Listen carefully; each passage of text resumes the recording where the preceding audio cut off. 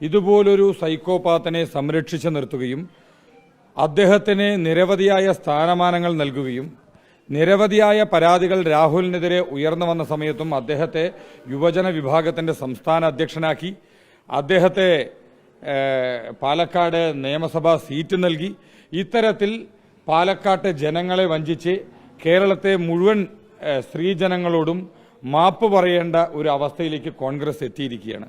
ഇനിയും MLA സ്ഥാനത്ത് ഒരു നിമിഷം പോലും രാഹുൽ നിൽക്കുവാൻ അർഹനല്ല. രാഹുൽ മാങ്കൂട്ടത്തിൽ MLA സ്ഥാനം രാജിവെച്ചേ പറ്റൂ എന്നാണ് BJPക്ക് ആവശ്യപ്പെടാനായിട്ടുള്ളത്. രണ്ട്, ഈ വിഷയവുമായി ബന്ധപ്പെട്ട് FIR-മായി ബന്ധപ്പെട്ട് നമ്മൾ പഠിക്കുന്ന സമയത്ത് അതിനകത്ത് കൃത്യമായ ഒരു പരാമർശം വന്നിട്ടുണ്ട്. വടകരയിലെ ഫ്ളാറ്റിലേക്ക് ക്ഷണിച്ചുകൊണ്ട് ഇത്തരത്തിൽ വടകരയിൽ ആർക്കാണ് ഫ്ളാറ്റ് ഉള്ളത്? വടകരയിൽ ആരുടെ ഫ്ളാറ്റിലേക്കാണ് രാഹുൽ ക്ഷണിച്ചിരിക്കുന്നത്? ഇതുമായി ബന്ധപ്പെട്ട് സമഗ്രമായ അന്വേഷണം നടക്കേണ്ടിയിരിക്കുന്നു. ഇത്തരത്തിൽ രാഹുൽ മാങ്കൂട്ടത്തിൽ എന്ന് പറയുന്ന ഒരു വ്യക്തിയിൽ മാത്രം ഒതുങ്ങുന്നതല്ല ഈ കേസിന്റെ. ഇതുമായി ബന്ധപ്പെട്ട് അന്വേഷണങ്ങൾ നടത്തുകയാണെങ്കിൽ അതിജീവിതമാരെ സ്വാധീനിക്കുവാനുള്ള ശ്രമങ്ങൾ നടന്നിട്ടുണ്ടോ എന്ന് അന്വേഷിക്കേണ്ടിയിരിക്കുന്നു. അവരെ ഭീഷണിപ്പെടുത്തിയിട്ടുണ്ടോ എന്ന് അന്വേഷിക്കേണ്ടിയിരിക്കുന്നു. രാഹുല് വടകരയിലോട്ട് ക്ഷണിക്കണമെങ്കിൽ രാഹുലിന് വടകരയിൽ ഫ്ളാറ്റ് ഉണ്ടോ? അദ്ദേഹം നൽകിയ സത്യവാങ്മൂലത്തിൽ തെരഞ്ഞെടുപ്പിൽ മത്സരിക്കുന്ന സമയത്ത് സത്യവാങ്മൂലം നൽകിയതിൽ വടകരയിൽ രാഹുലിന് ഫ്ളാറ്റ് ഉണ്ടോ എന്ന് അന്വേഷിക്കണം.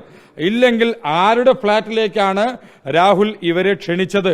വടകരയിൽ ആരാണ് രാഹുലിനെ സംരക്ഷിക്കാനായിട്ടുള്ളത് എന്ന് പോലീസ് കൃത്യമായി ഈ വിഷയത്തിൽ അന്വേഷണം നടക്കേണ്ടിയിരിക്കുന്നു.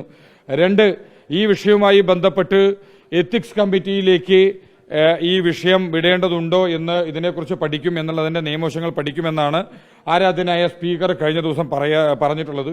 അതുമായി ബന്ധപ്പെട്ട് ഞങ്ങൾക്ക് പറയാനായിട്ടുള്ളത്, ഈ എത്തിക്സ് കമ്മിറ്റിക്കകത്ത് UDF-ന്റെയും LDF-ന്റെയും MLA-മാർ ഇതിനകത്തുണ്ട്, കോൺഗ്രസ് പാർട്ടിയുടെ MLA-മാരുണ്ട്, CPM-ന്റെ MLA-മാരുണ്ട്. ഇവർ ഈ വിഷയത്തിൽ എന്താണ് നിലപാടെടുക്കുന്നത് എന്ന് വ്യക്തമാക്കുവാൻ തയ്യാറാവണം. ഇതിനകത്ത് രാഹുലിനെ പുറത്താക്കണം എന്നുള്ളതാണ് ഈ കേരളത്തിന്റെ പൊതുസമൂഹം ആവശ്യപ്പെടാനായിട്ടുള്ളത്. അപ്പൊ അതിനനുസരിച്ച രീതിയിലാണോ ഈ എത്തിക്സ് കമ്മിറ്റി തീരുമാനം എടുക്കേണ്ടത്, അതിന് വിരുദ്ധമായിട്ടാണോ എടുക്കുന്നത് എന്ന് പരിശോധിക്കേണ്ടിയിരിക്കുന്നു. ഈ എത്തിക്സ് കമ്മിറ്റിക്ക് അകത്തുള്ള കോൺഗ്രസിന്റെ MLA-മാർ രാഹുലിനെ സഹായിക്കുന്ന സമീപനമാണോ അതിനകത്ത് എടുക്കുന്നത് എന്ന് ഞങ്ങൾ കാത്തിരിക്കുകയാണ്.